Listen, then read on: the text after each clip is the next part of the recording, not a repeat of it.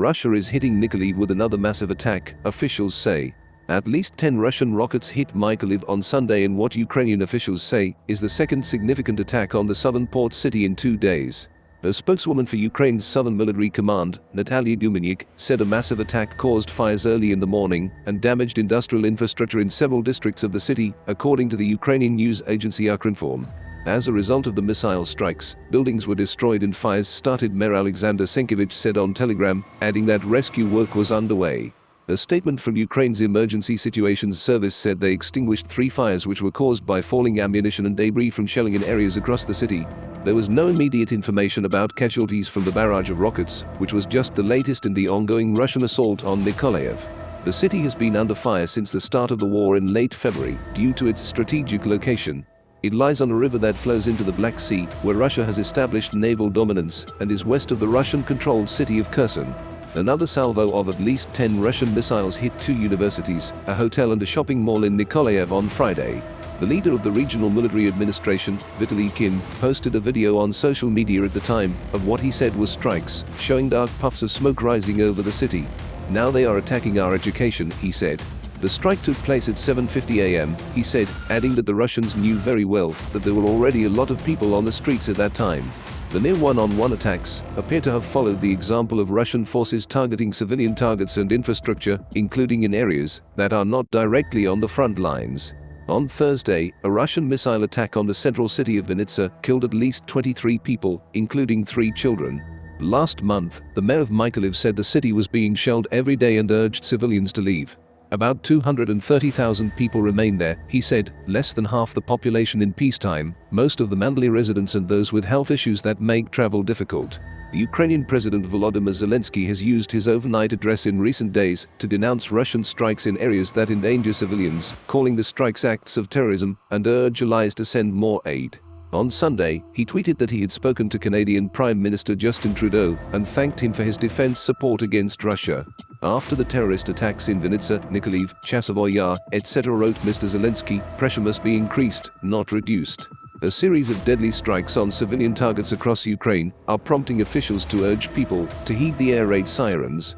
More than 4 months after the Russian invasion, the wail of air raid sirens warning of an impending strike has become a sort of background noise for some Ukrainians. Annoying, unsettling, but also ignorable. However, a series of deadly missile strikes by Russian troops in recent days that hit civilian targets has changed the calculus, leaving Ukraine's leaders scrambling to reinforce the message that adhering to the recommendation to seek asylum saves lives. I beg you again. Please do not ignore the air raid alerts, Ukrainian President Volodymyr Zelensky said in a national address this weekend. Appropriate rules of conduct must be observed at all times. Many people in Ukraine still do not have access to bomb shelters. In Kharkiv, the country's second largest city, officials said they did not plan to open schools in the fall, in part because not all schools have them. In Lvov, a western Ukraine city near the Polish border where hundreds of thousands of displaced Ukrainians have settled, all new buildings must include bomb shelters. But many Ukrainians in large cities have become not only complacent about the danger, but also too tired of the war to worry about the threat of attacks. Saturday night in Kharkiv, where Russian artillery strikes almost every night, young people in a popular bar drank at outdoor tables and listened to live music. My neighbors go to the basement, the elderly go, but the young do not, said one of the philanthropists, 28-year-old Marina Zvyagintseeva. I think that in the first month everyone was afraid and went down to the subway or somewhere, said 29-year-old construction worker Vladislav Andrienko. Now people are trying to live a normal life. In the deadliest strike last week, 3 Kalib cruise missiles fired from a Russian submarine in the Black Sea hit the center of the provincial capital Vinnytsia, killing 23 people and injuring 140 others. Among those killed in Thursday's strike were Liza Dmitrieva, a 4-year-old girl with Down syndrome, and 2 other children. The next day, at least 10 Russian missiles hit the southern city of Nikolaev, hitting 2 universities, a hotel and a shopping mall. Later on Friday, 3 people were killed and 16 others injured when at least 1 rocket hit a target in Dnipro, in central Ukraine. Anti-aircraft batteries shot down 1 rocket over the Kyiv region in northern Ukraine on Friday and 4 others in Dnipro, Ukrainian military authorities said. And on Saturday, a Russian missile hit a warehouse in the Odessa region, causing a fire, said Sergei Brechik, spokesman for the regional military administration. He said there were no casualties because the guards retreated to cover as soon as they heard the siren. A senior U.S. military official said on Friday that between 100 and 150 civilians may have been killed in Russian strikes on Ukraine this week. Moscow denies it is targeting civilians in what it says is a limited military action in Ukraine to rid the country of the Nazis. The Ukrainian officials, however, say the strikes are primarily aimed at spreading terror and are part of a genocidal campaign against President Vladimir Putin and his military. This is the extermination of Ukrainians as a nation, Alexander Matusevich, a spokesman for the Ukrainian Defense Ministry, said on television Friday. This is an attempt to break the spirit of the Ukrainians and reduce their level of resistance. Moscow's recent military successes, especially in the Lugansk region in eastern Donbas, are largely due to the superiority of its artillery, but an influx of weapons from the United States and other countries is beginning to restore this balance. Mr. Zelensky said the situation partly explains the rise in recent strikes. The occupiers understand that we are gradually becoming stronger, he said. The goal of their terror is very simple: to put pressure on us, on our society, to intimidate people, to cause as much damage as possible to Ukrainian cities, while Russian terrorists are still capable. The task of a young wartime woman: to convince people to leave their homes. The first person Yana Muravinets tried to convince to leave her home near the Ukrainian front was a young woman who was 5 months pregnant. She did not want to abandon her cows, calf or dog. She told Ms. Muravinets that she had invested energy and money in building her house near the southern Ukrainian city of Nikolaev and was afraid of losing it. I said, none of this will be needed when you're lying here dead, Ms. Muravinets said.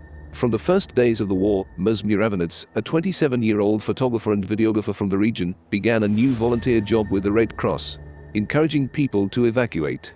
In phone calls, doorstep conversations, public speaking in rural squares, sometimes even under fire, she tried to convince Ukrainians that leaving everything behind was the only sure way to survive. Persuading people to give up everything they've built in a lifetime is one of the many dreary jobs the war has created, and another problem the authorities have faced. While the city of Nikolaev managed to repel Russian attacks early in the war, the blows fell on it and its region, causing widespread death and destruction. Many residents have left, but hundreds of thousands are still there, and City Hall has urged people to leave. Ms. Muravinets, who has spent thousands of hours in recent months trying to justify the need for an evacuation, said she was not up to the task. She had panic attacks, she said, but she felt she had to keep walking. The war doesn't end, and people just keep putting themselves in danger, she said in a Zoom call from Nikolaev, which had to be cut short due to shelling. If I can convince one person to leave, that's good enough. Boris Shtrebelki, a disabled evacuation coordinator who works alongside Ms. Muravinets, described her as a tireless worker, gentle with the people she needs to evacuate, and always in a good mood with her colleagues. With the Red Cross, she said she helped evacuate more than 2,500 people, but many of them stayed or returned days after leaving. It took a month and a half to convince the young pregnant woman to run away, and she only left after the windows of her house were broken twice, Ms. Muravinets said. Especially when it's safe, people think everything is fine and live in some kind of illusion, she said. They only decide to leave when the missiles arrive at their house. For 2 years before the war, Ms. Muravinets worked for Lactalis, a French dairy company with a factory in the area, and she traveled to farming villages to check the quality of the milk. Now that many country roads have become dangerous, she made it to the outlying villages, avoiding fire using shortcuts she learned from her previous job. But now she has to convince dairy farmers to give up their livelihood. For them, it's their whole life, she said. They say, how can I leave my cows? How can I leave my cows? Before the war, she said a cow could be worth up to $1,000. Now people take them to slaughterhouses to get meat for a fraction of it. Muravinets said some farmers who agreed to evacuate left the pens open to keep the animals from starving, and cows, bulls and ducks now roam the village streets looking for food and water. People who had money, opportunities, cars, have already left, Muravinets said. But others, living in bunkers for months, told her they were ready to die there because they refused to leave. She said she stays for the same reason. The people who are left are those who are willing to sacrifice their lives. A heat wave in Europe is threatening crops at a time when grain from Ukraine remains blocked.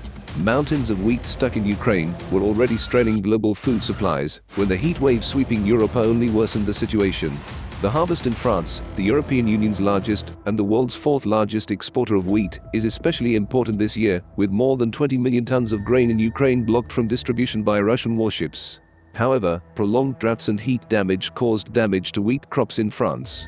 In the first season forecast, the Ministry of Agriculture said that the country's soft wheat production will decrease by 7.2% this year, compared to the 2021 total. Soft wheat is one of the varieties of the crop and is used for cakes, pastries and biscuits. France's soft wheat crop has been declining since May, according to data from the Agriculture Ministry. Worried about the excessive heat destroying crops, some farmers in France were harvesting wheat earlier than usual, and as a result, their yields were lower than forecast, the ministry said. A heat wave is spreading to parts of France, Spain, Italy and Portugal, and is expected to scorch the UK in the next few days. The European Union, which produces 17.6% of the world's wheat, has lowered its soft wheat crop estimate by about 5 million tons from earlier forecasts. Even before crops in Europe began to wither in the heat, the food crisis was severe in part due to the Russian invasion of Ukraine. Grain routes outside Ukraine. Russian and Ukrainian negotiators met in Istanbul last week to work out a deal on how grain could be released from Ukraine. The talks were held in Istanbul with the participation of representatives of the United Nations and military officials from Russia, Ukraine, and Turkey. They raised hopes for a breakthrough and ended in progress, the UN spokesman said, but there was no comprehensive deal. It was the first meeting, the progress was extremely encouraging. We hope that the next steps will allow us to reach a formal agreement, said Secretary General Antonio Guterres, speaking to reporters in New York after the hour-and-a-half meeting ended. There are also reports of crop burning in Ukraine last week in Seversk, a frontline town. Fields of wheat lay burned and blackened. In addition, farmers near port cities fear that if their containers are not emptied soon, they will not have room to store new crops.